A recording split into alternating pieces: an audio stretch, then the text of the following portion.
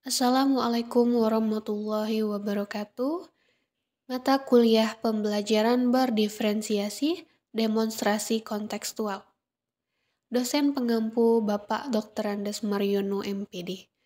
Bersama dengan anggota kelompok Fitriani, Fitri Indriani, Melina Putri Ayu, Regita Cahyani, Valen Dwi Putri, dan terakhir Zania Fajariah.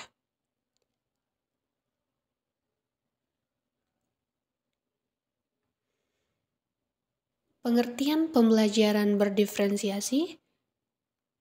Pembelajaran berdiferensiasi adalah pembelajaran dengan proses belajar mengajar sedemikian sehingga peserta didik dapat mempelajari materi pelajaran sesuai dengan kemampuannya, apa yang disukai dan kebutuhan dari peserta didik, sehingga mereka tidak mudah gagal dalam pengalaman belajarnya. Menurut Brooks and Meek tahun 2020 dan Tomlinson tahun 2017. Jadi, pembelajaran berdiferensiasi adalah pembelajaran yang memberi keluasan serta guru mampu mengkoordinir kebutuhan peserta didik untuk meningkatkan potensi dirinya sesuai dengan kesiapan belajar, minat, dan profil gaya belajar peserta didik yang berbeda-beda. Yang kedua, keberagaman peserta didik. Pertama, yaitu kesiapan belajar. Yang kedua, minat belajar. Dan ketiga, profil belajar gaya belajar. Kesiapan belajar bisa dilihat sejauh mana peserta didik menguasai materi sebelum pelaksanaan pembelajaran. Guru perlu melakukan asesmen terkait dengan kesiapan belajar. Kemudian, keseragaman minat, untuk melihat ketertarikan dalam hal kesukaan peserta didik, untuk menentukan aktivitas apa yang perlu untuk peserta didik belajar. Setelah itu, profil gaya belajar mengacu pada pendekatan atau bagaimana cara yang paling disenangi peserta didik agar peserta didik mampu memahami pelajaran dalam kelompok besar. Ada yang senang berpasangan atau kelompok kecil, atau ada juga yang senang belajar sendiri. Di samping itu, panca indera juga memainkan peranan penting dalam belajar. Ada yang belajar melalui pendengaran saja, auditori, ada yang harus melihat gambar, visual, dan ada juga yang harus learning by doing kinesthetic.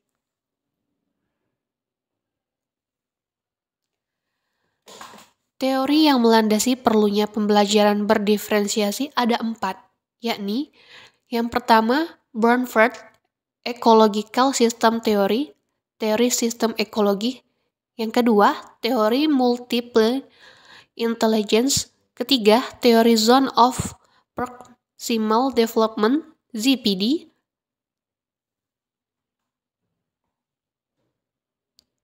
Yang keempat, learning modalities. Teori ini menyatakan bahwa perkembangan peserta didik dipengaruhi oleh interaksi lingkungan sosial di mana peserta didik tinggal, baik di lingkungan keluarga, teman sebaya, sekolah, dan masyarakat. Teori sistem ekologi merupakan pandangan psikokultural oleh Bernard Berner tentang perkembangan yang terdiri dari pengaruh interaksi langsung pada individu, sehingga pengaruh kebudayaan yang luas.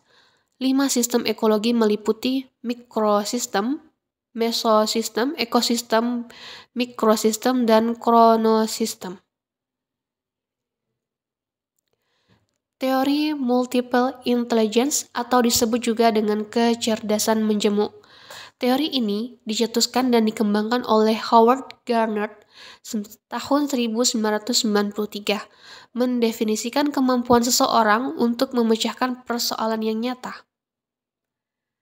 Pada teori multiple ini disebut dengan 8 kecerdasan. Pada teori zona of proximal development, ZPD, perkembangan proksimal, sebuah teori yang pertama kali dikenal oleh Lev Vygotsky 1978. ZPD adalah zona antara tingkat perkembangan aktual secara tingkat potensial. Tingkat perkembangan aktual dapat menyelesaikan tugas-tugas secara mandiri, sedangkan tingkat perkembangan potensial tampak pada diri kemampuan peserta didik menyelesaikan tugas, atau memecahkan masalah dengan bantuan orang dewasa. Kolaborasi dengan teman sebayanya. Learning modalities. Learning modalities atau modalitas dalam belajar berkaitan dengan tipe belajar dari peserta didik. Di antaranya ada 3.